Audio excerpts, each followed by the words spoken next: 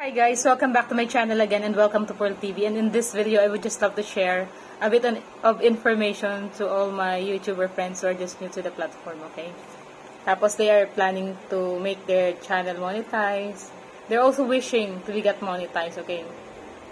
And the topic that I would love to share today is, ano yung mga dahilan kung bakit nade-demonetize yung isang channel, okay? Anong ibig sabihin ng demonetize? Ibig sabihin, tinatanggalan ka na ng karapatang kumita sa iyong YouTube channel. Tinatanggal na ni YouTube yung partnership mo sa kanya. Okay? Natanggalan ka na ng $sign. Okay? Ano yung mga dahilan? Okay, so let's get started. Wala nang patumpik-tumpik pa. Kara-kara ka na. Okay? So, mga dahilan guys ay, number 1, naging inactive ka sa loob ng 5 buwan or 4 na buwan. Hindi ka nag-upload ng video, hindi ka nagla-live.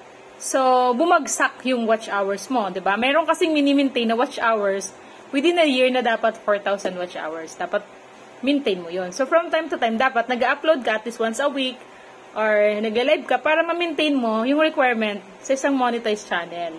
Hindi naman kasi ibig sabihin na monetize ka, forever monetize ka na. Okay? So, kailangan mo pa rin trabahuin. Okay? So, bakit mo kailangan trabahuin? Kasi guys, you know, kailangan mong trabahuin kasi malay mo, may mag-viral ka na video sa mga darating na araw. Tapos hindi ka na pala monetize, di sayang. Imagine mo may isa kang video na nag 5 million views. Let's say na lang ha. Assuming na lang na may ano na, kumaga, hoping na lang na may isang kang video na mag-viral sa mga darating na araw. Tapos hindi ka na monetize, so wala ka ng K na kumita doon. So sayang. Okay? Wala ka ng K na kumita doon. Kasi hindi ka na nga partner.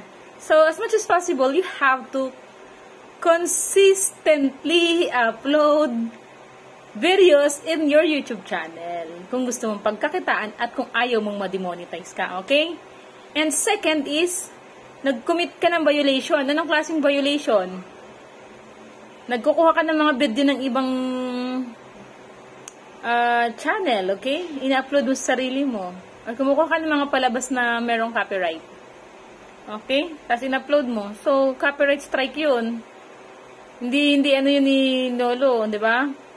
Marami akong mga kakilala nun, sa sahod na lang sila, na demoni pa. Okay. And next, nadedemoni din yung mga tao na nagsumasali sa mga tinatawag na C2C. Okay, alam niyo yung C2C? That is a kind of illegal activity that many YouTubers then are doing. Nagkakaroon sila ng isang team na nag-C2C sila. Sabihin, watch mo yung video ko, laruin mo yung ads ko, di ba? Kasi the more na linalaro yung ads, alam niyo yung sinasabi nilalaro yung ads, click advertiser, mas dumalaki daw yung kita ng isang YouTube channel. So, wag na wag niyong gagawin yun. Never kung ginawa yun. Okay? Pwede kang manood no, mag-click advertiser ka kung talagang gusto mong i-click. Pero may mga style kasi yung iba. Marami yung gumawa niyan. They are keep on doing C2C. Ngayon, wala na. Nga na yung mga channel nila.